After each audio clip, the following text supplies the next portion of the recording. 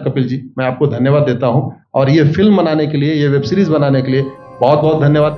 कहां का सत्यमेव जयते, कहां का सत्यमेव जयते, कहां का सत्यमेव जयते।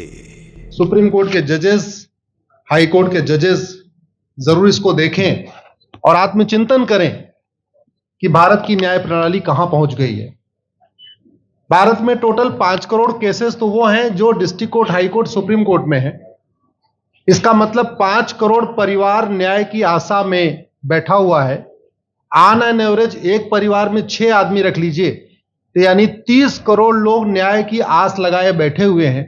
30 करोड़ का मतलब एक अमेरिका, 30 करोड़ का मतलब 15 ऑस्ट्रेलिया, 30 करोड़ का मतलब 7 कनाडा, 30 करोड़ का मतलब 1.5 ब्राजील। इतने लोग भारत में न्याय की आस में बैठे हुए हैं। और ये 5 करोड़ केस तो वो हैं जो district court, high court, supreme court में है।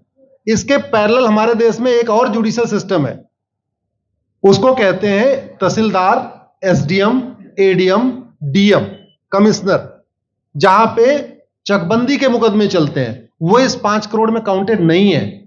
जो तहसीलदार के यहां मुकदमा होता है, एसडीएम के यहां मुकदमा होता है, एडीएम के यहां होता है, डीएम के यहां होता है, चकबंदी अधिकारी जिसको सीओ कहते हैं, डीडीसी कहते हैं, एसओसी कहते हैं, वो इसके पैरेलल में है और 5 करोड़ मुकदमे वहां पे भी चल रहे हैं। इसका मैं लाइव एग्जांपल देना चाहूंगा भारत की ब्लैक जस्टिस सिस्टम का। 1985 में जौनपुर में एक 10 बीघे जमीन का मुकदमा शुरू हुआ था। अभी वो सबसे नीचे पायदान पे है, जिसको कहते हैं चकबंदी अधिकारी। 1985 में मुकदमा शुरू हुआ, 2023 आ गया, लगभग 37 साल बीत चुके। 37 साल में यह नहीं तय हो पाया कि असली विल कौन सी है। 2 लोगों ने क्लेम किया, वो कह रहे हैं मुझे विल मिली है, वो कह रहे हैं मुझे विल मिली है। 37 साल में यह नहीं डिसाइड हो पाया असली विल किसकी है। अगर मान लीजिए आज डिसाइड हो जाए तो सीओ के बाद एसओसी, एसओसी के बाद डीडीसी, डीडीसी के बाद हाई कोर्ट, हाई कोर्ट के बाद सुप्रीम कोर्ट, यानी अभी 35 साल और लगेगा, 70 साल लगेगा। सेकंड जनरेशन मुकदमा लड़ रही है, ऑलरेडी सेकंड जनरेशन मुकदमा लड़ रही है और इसी स्पीड से काम हुआ तो मुझे लगता है थर्ड जनरेशन आके मुकदमा जाके तब जाके सुप्रीम कोर्ट पहुंचेगा। दूसरा एग्जांपल, एक ग्लेरिंग एग्जांपल आपको देता हूं। 1971 के वॉर में पाकिस्तान में बम फेंकने वाले, पाकिस्तान के फौजियों के बहुत सारे बैंकर तोड़ने वाले एक कर्नल कबोत्रा है, पंचकुला में रहते हैं। दुश्मनों को उन्होंने दांत तोड़ दिए। आज 2000 से उनके मकान पे किसी ने कब्जा किया हुआ है। 2023 आ चुका है, 23 साल में वो अपने मकान को नहीं छुड़ा पाए। अभी मामला पंचकुला की डिस्ट्रिक्ट कोर्ट में है, उसके बाद चंडीगढ़ हाई कोर्ट जाएगा, फिर सुप्रीम कोर्ट जाएगा। तो 23 साल में वो सबसे नीचे पायदान पे है। वास्तविकता यह है, अंग्रेज चले गए, अंग्रेजी कानून यहीं छोड़ गए, अंग्रेजी व्यवस्था यहीं छोड़ गए। यह व्यवस्था भारत में न्याय देने के लिए नहीं बनी थी। यह जो न्यायिक जुडिशियल सिस्टम था भारत में जो बनाया गया, वो केवल और केवल भारत को लूटने बांटने के लिए बनाया गया था। क्योंकि कानून वही चल रहा है, जुडिशियल सिस्टम वही चल रहा है, इवन हमारा ड्रेस भी वही चल रहा है। अंग्रेज काले कपड़े पहनते थे, हम भी काले कपड़े पहनते हैं। अंग्रेज जून के महीने में उनको गर्मी लगती थी तो 1 महीने छुट्टी करके इंग्लैंड चले जाते थे। आज भी हमारा हाई कोर्ट, सुप्रीम कोर्ट पूरे मई जून बंद रहता है। अंग्रेजों को क्रिसमस के टाइम में दिसंबर में छुट्टी मनाना जाना होता था, 1 महीने छुट्टी कर चले जाते थे। आज भी हमारी हाई कोर्ट, सुप्रीम कोर्ट दिसंबर में, क्रिसमस के टाइम में 15 दिन 20 दिन बंद हो जाती है। तो सोच वही है, किताबें वही है, व्यवस्था वही है, कानून वही है, तो स्वाभाविक सी बात है जस्टिस होगा कहां से? जस्टिस कैसे होगा? हम 2023 में 1860 का इंडियन पिनल कोड लेके घूम रहे, 1861 का पुलिस एक्ट लेके घूम रहे, गवाहों के बयान 1872 के कानून से हो रहे। हमने सब कुछ वर्ल्ड क्लास कर लिया, लेकिन अपने जस्टिस सिस्टम को कंपेयर करने की कोशिश ही नहीं किया। जितने में एक एयरपोर्ट बनता है, एक एयरपोर्ट बनाने में 25,000 करोड़ की लागत आती है। अगर हमारी सरकारों ने एक एयरपोर्ट की कीमत जुडिशियल सिस्टम पे खर्च कर दिया होता तो हमारी न्यायिक व्यवस्था अच्छी हो गई होती। आज घटिया, चूंकि अकाउंटेबिलिटी नहीं है, जुडिशियल सिस्टम में कोई अकाउंटेबिलिटी नहीं है। किसी के साथ न्याय हो जाए, अन्याय हो जाए, कोई फर्क नहीं पड़ता। निर्दोष को जेल हो जाए, जज की कोई अकाउंटेबिलिटी नहीं। दोषी को बेल हो जाए, जज की कोई अकाउंटेबिलिटी नहीं। लाख लोग जेल में सड़ रहे हैं, लाखों धोखेबाज भ्रष्टाचारी बाहर घूम रहे हैं, मूल कारण है ब्लैक जस्टिस सिस्टम। आपने बहुत अच्छा आपने इस पे वेब सीरीज बनाया है, और इस देश में world class airport, world class highway, world class shopping mall, सब कुछ वर्ल्ड क्लास बना लिया। इनफैक्ट अपना मोबाइल का डेटा सुरक्षित रखने के लिए हमारे सांसद, विधायक, जज आईफोन भी यूज करते हैं। अमेरिका का आईफोन यूज करते हैं हमारा डेटा सुरक्षित हो जाए, लेकिन भारत सुरक्षित हो जाए उसके लिए यह नहीं देखते कि जापान में कौन सा कानून है, अमेरिका में कौन सा कानून है, सिंगापुर में क्या अच्छा चल रहा है। कनाडा में रेंट का मामला एक डेट में खत्म होता है। सिंगापुर में अभी कुछ दिन पहले एक व्यक्ति के पास 900 ग्राम गांजा पाया गया, उसको फांसी हुई है। दोबारा वहां ड्रग स्मगलिंग होगी क्या? तो भारत में चाहे वो ड्रग स्मगलिंग है, माफिया राज है, ह्यूमन ट्रैफिकिंग है, इन सब के लिए हमारा जस्टिस सिस्टम जिम्मेदार है। कोई भी अपराध होता है उसमें दो पक्ष होता है, एक पीड़ित, एक अपराध करने वाला। जो पीड़ित होता है वो चाहता है जल्दी उसको न्याय मिल जाए, अपराध करने वाला चाहता है मुकदमा लंबा चले। भारत का न्यायिक सिस्टम अपराध करने वाले के साथ खड़ा है। बलात्कारी चाहता है उसका मुकदमा 30 साल चले, और मुकदमा 30 साल चलता है।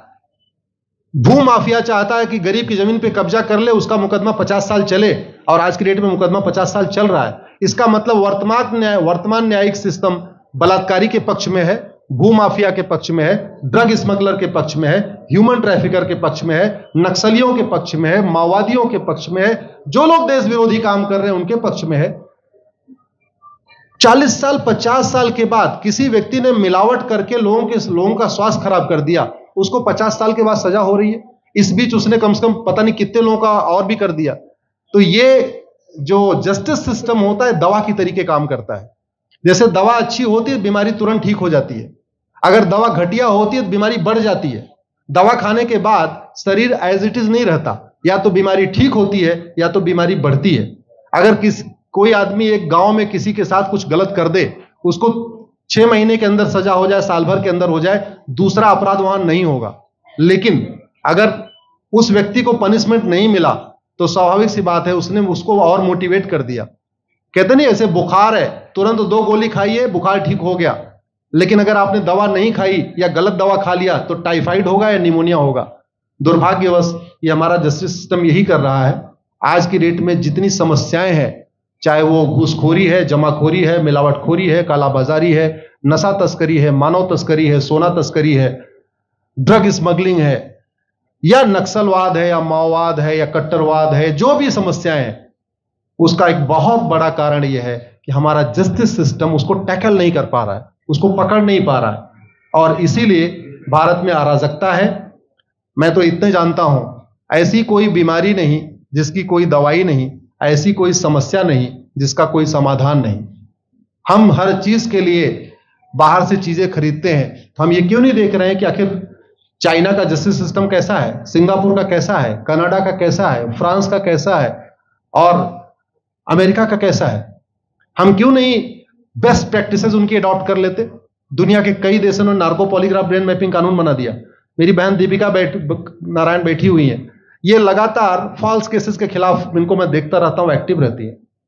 एक कानून बन जाए नार्को पॉलीग्राफ ब्रेन मैपिंग, और कंप्लेन पे अंडरटेकिंग ले लिया जाए कि जो कुछ मैं शिकायत कर रहा हूं इसके लिए मैं अपना नार्को पॉलीग्राफ ब्रेन मैपिंग कराने के लिए तैयार हूं, हजारों की संख्या में फेक केसेस खुद ही खत्म हो जाएंगे। आज की डेट में लोग जुडिशरी की लापरवाही के साथ साथ फर्जी केस से परेशान है, फर्जी गवाही से परेशान है, फर्जी एफआईआर से परेशान है, हजारों परिवार परेशान है। कई बार देखा गया कि जो फैमिली के केसेस होते हैं उसमें कितने सारे फेक केसेस भी आ रहे हैं। तो जो वास्तव में दोषी हैं उनको पनिशमेंट नहीं मिल पा रहा है, जो निर्दोष हैं उनके खिलाफ फर्जी केसेस हो रहे हैं। आज की डेट में गांव में एक दबंग अगर जमीन कब्जा कर लेता है, किसी की हिम्मत नहीं पड़ती उसके खिलाफ कोई गवाही दे दे। लोगों को अपनी जमीन छुड़ाने में 30 साल लड़ना पड़ रहा है, 35 साल लड़ना पड़ रहा है। अगर 30 साल 35 साल के बाद कक्कड़ जी उसको अपनी जमीन मिल भी गई तो उसके साथ न्याय कहां हुआ? 35 साल में उसका टाइम बर्बाद हो गया, 35 साल में उसका पैसा बर्बाद हो गया, 35 साल वो मेंटल ट्रॉमा में रहा, 35 साल उसने तारीख पे तारीख झेली है। और मैं तो डिस्ट्रिक्ट कोर्ट में कई बार जाके देखा, ऐसे परिवारों को देखता हूं जिनके पास बस से आने के लिए पैसा नहीं है, साइकिल से आते हैं। ऐसे परिवारों को देखता हूं जो चाय नहीं पी सकते अपने पैसे से, बेचारे घर से रोटी बांध के और अचार लेके आते हैं, लेकिन वहां मजबूरी में वकील को पैसा देते हैं। तो हमारी कोर्ट कचहरी वास्तव में दलाली का अड्डा बन गया है। हमारी कोर्ट कचहरी भ्रष्टाचार का अड्डा बन गया है। और मैं दुख के साथ कहना चाहूंगा, अदालतों में न्याय हो नहीं रहा है, बल्कि न्याय बिक रहा है। जिनके पास पैसा है, वो उन्होंने कितना बड़ा क्राइम किया हो, मर्डर किया हो, रेप किया हो, उनको जमानत हो रही है। और जिनके पास नहीं है, वो बेचारे जेल में सड़ रहे हैं। कई बार तो देखा गया, मैंने मेरे मर्डर किया एक्स अनंत सिंह ने, लेकिन एक्स अनंत सिंह बाहुबली थे, उन्होंने थानेदार को 20 लाख रुपए दिया, वो वाई अनंत सिंह को लेकर जेल में डाल दिया। नाम वही है। अब उसके बाद क्या हुआ, 20 साल मुकदमा चला और फिर सबूत के अभाव में छूट गया।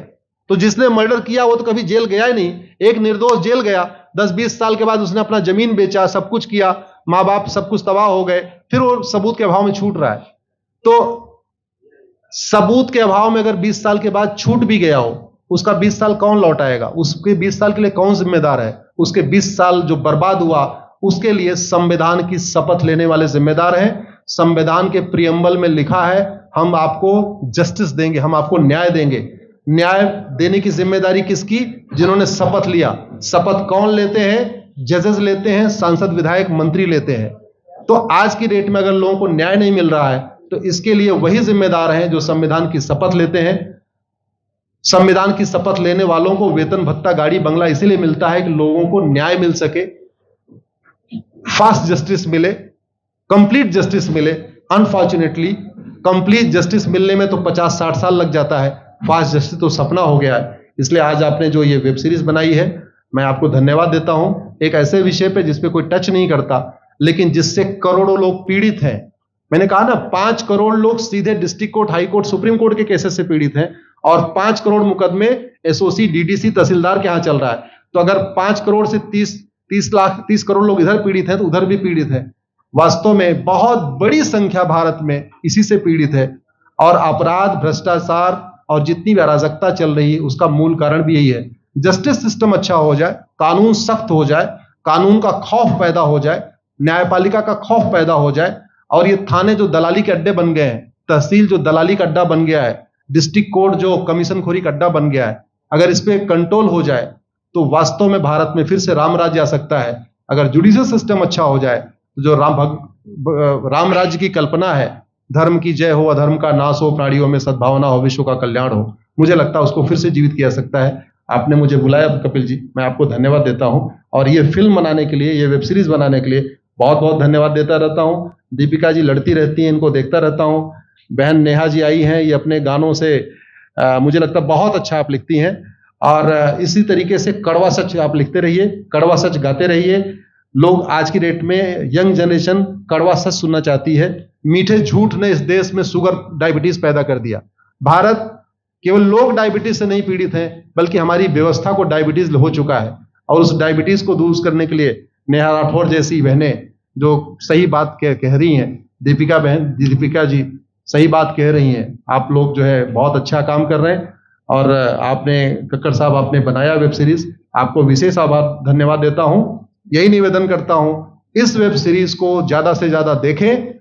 और खास तौर पे अगर आपके जानने वाले कोई जज हैं, कोई आईएएस हैं, कोई आईपीएस हैं, मंत्री, सांसद, विधायक हैं, उनको भी एक बार फोन करके, व्हाट्सएप करके एक बार कहिए कि वो भी इसको जरूर देखें। क्योंकि अल्टीमेटली न्यायिक व्यवस्था बदलने की जिम्मेदारी उन्हीं की है जिनको वेतन, भत्ता, गाड़ी, बंगला, free air ticket, free rail ticket और वीआईपी व्यवस्था मिलती है। ये व्यवस्था उन्हीं को बदलनी है। जय हिंद, धन्यवाद।